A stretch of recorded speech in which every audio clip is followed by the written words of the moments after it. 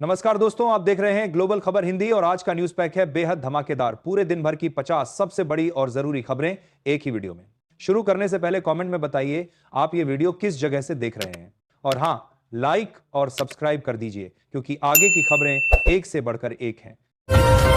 प्रधानमंत्री नरेंद्र मोदी आज नई दिल्ली में केंद्रीय मंत्रिमंडल की अहम बैठक की अध्यक्षता कर रहे हैं, जिसमें 2026 के बजट से पहले विकास परियोजनाओं और जन कल्याणकारी योजनाओं की प्रगति की समीक्षा की जा रही है। बैठक में ग्रामीण सड़क, डिजिटल इंफ्रास्ट्रक्चर और स्वच्छ ऊर्जा से जुड़ी योजनाओं पर विशेष फोकस रखा गया है। प्रधानमंत्री ने मंत्रालयों को निर्देश दिया है कि राज्यों के साथ बेहतर समन्वय बनाकर परियोजनाओं को तय समय में पूरा किया जाए ताकि आम लोगों तक योजनाओं का सीधा लाभ पहुंच सके। केंद्र सरकार की प्रधानमंत्री आवास योजना को लेकर आज एक नई प्रगति रिपोर्ट सामने आई है, जिसमें बताया गया है कि शहरी और ग्रामीण क्षेत्रों में लाखों नए घरों का निर्माण अंतिम चरण में पहुंच गया है। आवास मंत्रालय के अनुसार कमजोर आय वर्ग और ग्रामीण गरीबों को प्राथमिकता दी जा रही है। इस योजना के तहत पारदर्शी डिजिटल सिस्टम से लाभार्थियों की निगरानी की जा रही है ताकि किसी भी तरह की गड़बड़ी रोकी जा सके और जरूरतमंदों को समय पर पक्के घर मिल सके। उत्तर प्रदेश के लखनऊ में आज राज्य सरकार की एक उच्च स्तरीय बैठक हुई, जिसमें कानून व्यवस्था और विकास परियोजनाओं पर चर्चा की गई। अधिकारियों ने मुख्यमंत्री को बताया कि राज्य में औद्योगिक निवेश बढ़ रहा है और कई नए स्टार्टअप को प्रोत्साहन दिया जा रहा है। साथ ही पुलिस विभाग को निर्देश दिए गए हैं कि अपराध पर सख्ती से नियंत्रण रखा जाए। राज्य सरकार का दावा है कि आने वाले महीनों में रोजगार के नए अवसर भी तेजी से बढ़ेंगे। बिहार के पटना में आज शिक्षा विभाग ने सरकारी स्कूलों में डिजिटल क्लासरूम की व्यवस्था को लेकर नई योजना की घोषणा की है। इसके तहत ग्रामीण इलाकों के स्कूलों में स्मार्ट बोर्ड और इंटरनेट सुविधा उपलब्ध कराई जाएगी। शिक्षा अधिकारियों का कहना है कि इससे छात्रों को आधुनिक पढ़ाई का लाभ मिलेगा और ऑनलाइन शैक्षणिक सामग्री तक आसान पहुंच बनेगी। राज्य सरकार का उद्देश्य है कि बिहार के छात्र राष्ट्रीय स्तर पर बेहतर प्रतिस्पर्धा कर सकें।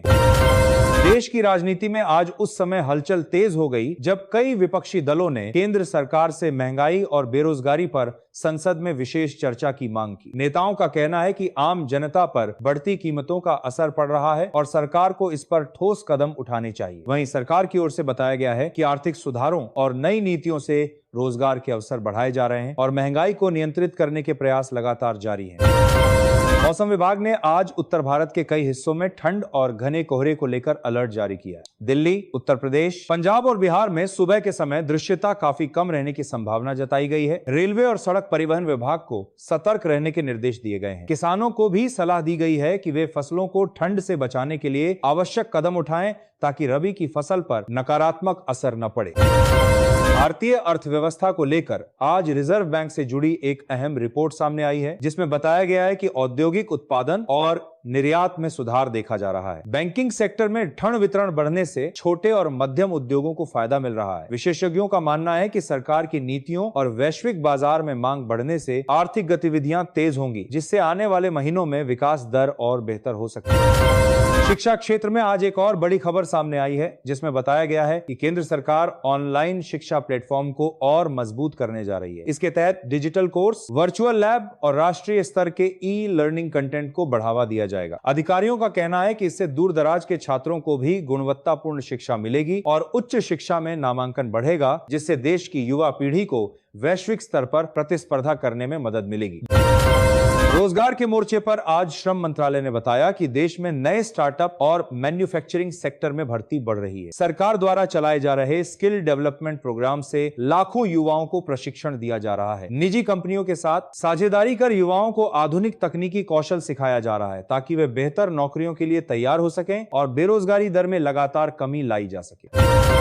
अंतर्राष्ट्रीय स्तर पर आज भारत और कई एशियाई देशों के बीच व्यापार सहयोग को लेकर अहम बैठकें हुई हैं, जिनमें निर्यात बढ़ाने और सप्लाई चेन को मजबूत करने पर जोर दिया गया। विदेश मंत्रालय के अनुसार इन समझौतों से भारतीय कंपनियों को नए बाजार मिलेंगे और निवेश बढ़ेगा। सोशल मीडिया पर भी इस खबर को लेकर चर्चा तेज है, जहां लोग इसे भारत की वैश्विक भूमिका को मजबूत करने वाला कदम बता रहे हैं। प्रधानमंत्री नरेंद्र मोदी आज वीडियो कॉन्फ्रेंसिंग के जरिए देश के विभिन्न राज्यों के मुख्यमंत्रियों के साथ बैठक कर रहे हैं, जिसमें स्वास्थ्य सेवाओं और डिजिटल हेल्थ मिशन की प्रगति पर चर्चा की जा रही है। केंद्र सरकार का फोकस है कि गांवों तक टेलीमेडिसिन और ई हॉस्पिटल सुविधाएं पहुंचाई जाएं। अधिकारियों के अनुसार इससे दूरदराज के मरीजों को समय पर इलाज मिलेगा और सरकारी अस्पतालों पर दबाव भी कम होगा, जिससे देश की सार्वजनिक स्वास्थ्य प्रणाली और मजबूत बनेगी। केंद्र सरकार की जल जीवन मिशन योजना को लेकर आज नई जानकारी सामने आई है, जिसमें बताया गया है कि देश के करोड़ों ग्रामीण घरों में अब नल से पीने का पानी पहुंचाया जा चुका है। जल शक्ति मंत्रालय के अनुसार कई राज्यों में इस योजना की गति तेज की गई है ताकि गर्मी के मौसम से पहले सभी गांवों को सुरक्षित जल आपूर्ति मिल सके। डिजिटल मॉनिटरिंग से हर जिले में काम की प्रगति पर नजर रखी जा रही है। उत्तर प्रदेश के वाराणसी में आज पर्यटन और सांस्कृतिक विकास से जुड़ी कई परियोजनाओं का उद्घाटन किया गया है, जिससे स्थानीय रोजगार को बढ़ावा मिलने की उम्मीद जताई जा रही है। राज्य सरकार का कहना है कि इन योजनाओं से होटल, गाइड, हस्तशिल्प और परिवहन से जुड़े लोगों को सीधा फायदा होगा। प्रशासन के अनुसार वाराणसी को अंतर्राष्ट्रीय पर्यटन केंद्र बनाने की दिशा में बुनियादी सुविधाओं का तेजी से विस्तार किया जा रहा है।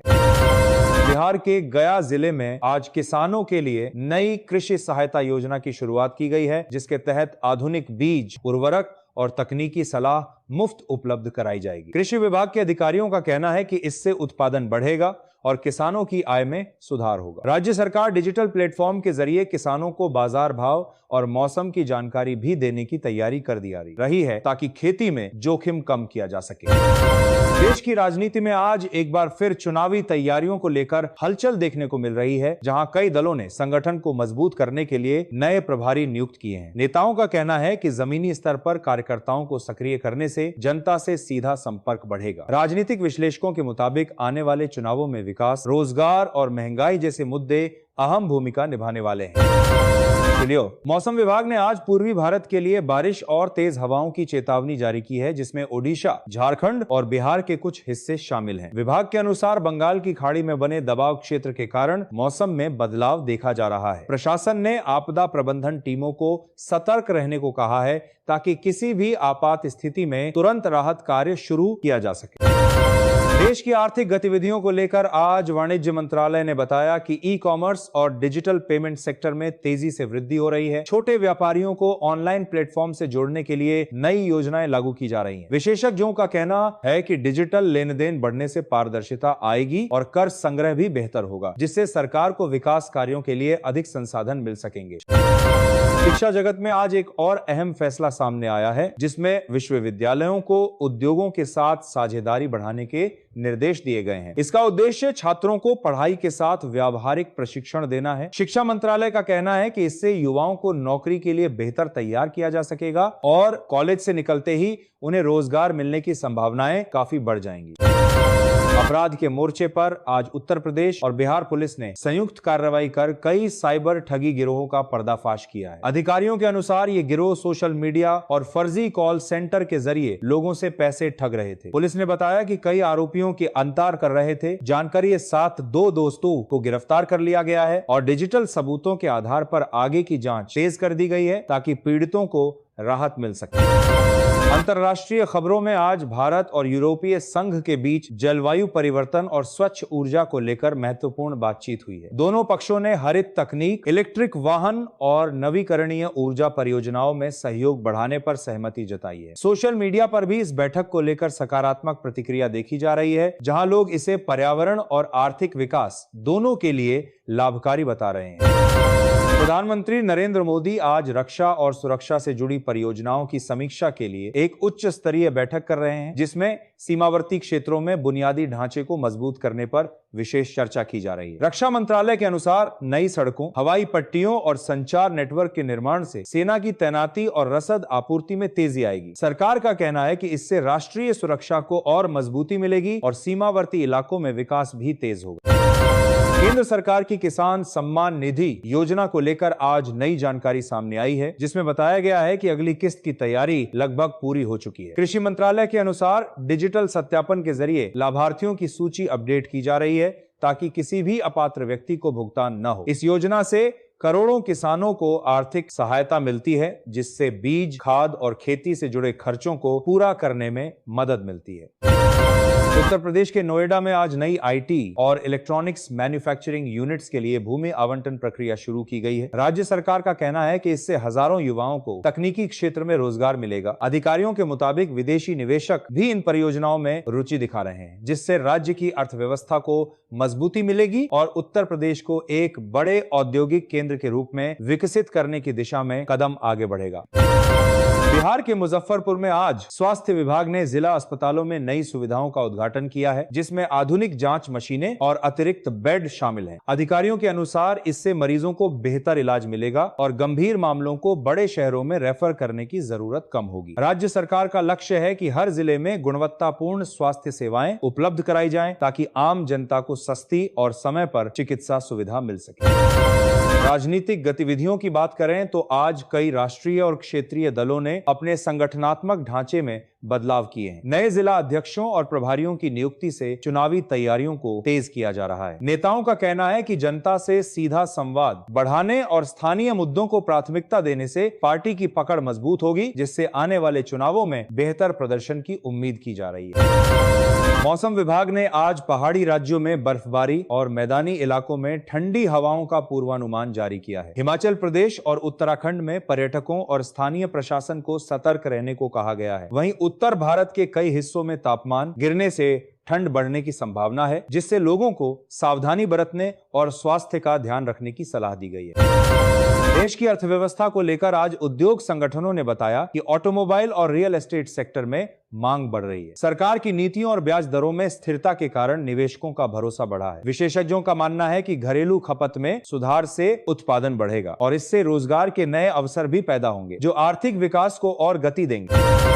शिक्षा के क्षेत्र में आज तकनीकी संस्थानों को लेकर नई गाइडलाइन जारी की गई है, जिसके तहत छात्रों को आर्टिफिशियल इंटेलिजेंस और डेटा साइंस जैसे विषयों में अधिक अवसर दिए जाएंगे। शिक्षा मंत्रालय का कहना है कि भविष्य की नौकरियों के लिए इन कौशलों की मांग तेजी से बढ़ रही है। इससे युवाओं को वैश्विक स्तर पर प्रतिस्पर्धा करने में मदद मिलेगी और देश की डिजिटल अर्थव्यवस्था को भी मजबूती मिलेगी। रोजगार से जुड़ी खबरों में आज बताया गया है कि रेलवे और सार्वजनिक क्षेत्र की कंपनियों में बड़ी संख्या में नई भर्तियां शुरू होने वाली हैं। संबंधित मंत्रालयों ने ऑनलाइन आवेदन प्रक्रिया को सरल बनाने के निर्देश दिए हैं, ताकि उम्मीदवारों को किसी तरह की परेशानी न हो। सरकार का कहना है कि पारदर्शी चयन प्रक्रिया से योग्य युवाओं को समय पर नौकरी मिल सकेगी।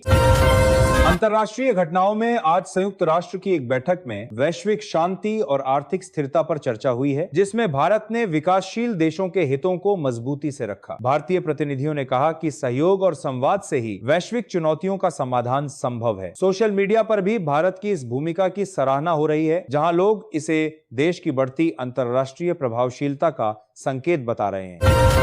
प्रधानमंत्री नरेंद्र मोदी आज देश के प्रमुख बुनियादी ढांचा प्रोजेक्ट्स की प्रगति को लेकर अधिकारियों के साथ समीक्षा कर रहे हैं, जिसमें एक्सप्रेसवे, रेलवे कॉरिडोर और बंदरगाह विकास शामिल है। सरकार का कहना है कि इन परियोजनाओं से परिवहन लागत कम होगी और उद्योगों को तेज सप्लाई चेन का लाभ मिलेगा। अधिकारियों के अनुसार समयबद्ध काम पूरा करने के लिए डिजिटल ट्रैकिंग सिस्टम लागू किया गया है, ताकि किसी भी तरह की देरी पर तुरंत कार्रवाई की जा सके। केंद्र सरकार की उज्ज्वला योजना को लेकर आज पेट्रोलियम मंत्रालय ने बताया कि लाखों नए लाभार्थियों को रसोई गैस कनेक्शन दिए जा रहे हैं। इस योजना का उद्देश्य ग्रामीण और गरीब परिवारों को स्वच्छ ईंधन उपलब्ध कराना है, ताकि धुएं से होने वाली बीमारियों को कम किया जा सके। सरकार डिजिटल रिकॉर्ड के जरिए यह सुनिश्चित कर रही है कि सब्सिडी सही लाभार्थियों तक पहुंचे और किसी तरह की गड़बड़ी न हो। उत्तर प्रदेश के प्रयागराज में आज नदी सफाई और जल संरक्षण से जुड़ी एक बड़ी परियोजना की शुरुआत की गई है। राज्य सरकार के अनुसार इससे गंगा और यमुना के जल स्तर और गुणवत्ता में सुधार होगा। स्थानीय प्रशासन का कहना है कि इस अभियान से पर्यटन और धार्मिक गतिविधियों को भी बढ़ावा मिलेगा, जिससे स्थानीय लोगों की आमदनी बढ़ने की संभावना है और पर्यावरण संतुलन भी मजबूत होगा। बिहार के दरभंगा में आज नए मेडिकल कॉलेज और नर्सिंग संस्थान के निर्माण कार्य की समीक्षा की गई है। स्वास्थ्य विभाग के अनुसार इससे क्षेत्र में डॉक्टरों और पैरामेडिकल स्टाफ की कमी दूर होगी। राज्य सरकार का लक्ष्य है कि ग्रामीण इलाकों में भी विशेषज्ञ चिकित्सा सेवाएं उपलब्ध हों, ताकि मरीजों को बड़े शहरों की ओर जाने की मजबूरी न रहे और स्वास्थ्य सुविधाएं हर स्तर पर सुलभ बन सके।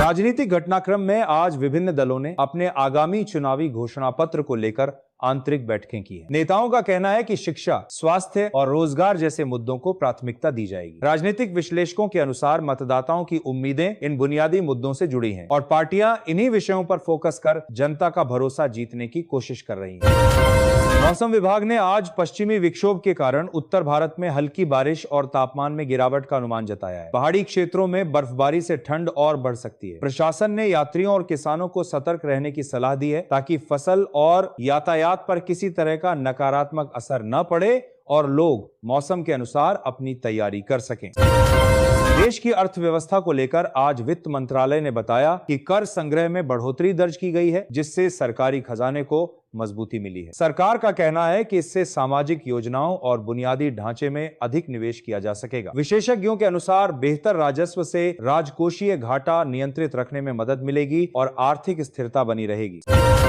शिक्षा से जुड़ी खबरों में आज राष्ट्रीय स्तर पर स्कॉलरशिप पोर्टल को और बेहतर बनाने की घोषणा की गई है। इसके तहत छात्रों को आवेदन, सत्यापन और भुगतान की जानकारी एक ही प्लेटफॉर्म पर मिलेगी। शिक्षा मंत्रालय का कहना है कि इससे पारदर्शिता बढ़ेगी और जरूरतमंद विद्यार्थियों को समय पर आर्थिक सहायता मिल सकेगी, जिससे वे अपनी पढ़ाई बिना रुकावट जारी रख पाएंगे। अपराध की दुनिया से आज एक बड़ी खबर सामने आई है, जहां कई राज्यों में एक साथ चलाए गए अभियान में अवैध हथियारों और नशीले पदार्थों की तस्करी करने वाले गिरोहों पर कार्रवाई की गई है। पुलिस अधिकारियों के अनुसार बड़ी मात्रा में सामान जब्त किया गया है और कई आरोपी हिरासत में लिए गए हैं, जिससे संगठित अपराध पर कड़ा प्रहार हुआ है। सोशल मीडिया ट्रेंड की बात करें तो आज देश भर में स्वदेशी उत्पादों को बढ़ावा देने से जुड़ा अभियान तेजी से वायरल हो रहा है। लोग ऑनलाइन प्लेटफॉर्म पर भारतीय ब्रांड और स्थानीय कारोबार को समर्थन देने की अपील कर रहे हैं। विशेषज्ञों का कहना है कि इस तरह के डिजिटल अभियान से घरेलू उद्योग को मजबूती मिलेगी और युवाओं में आत्मनिर्भरता की भावना और अधिक मजबूत होगी।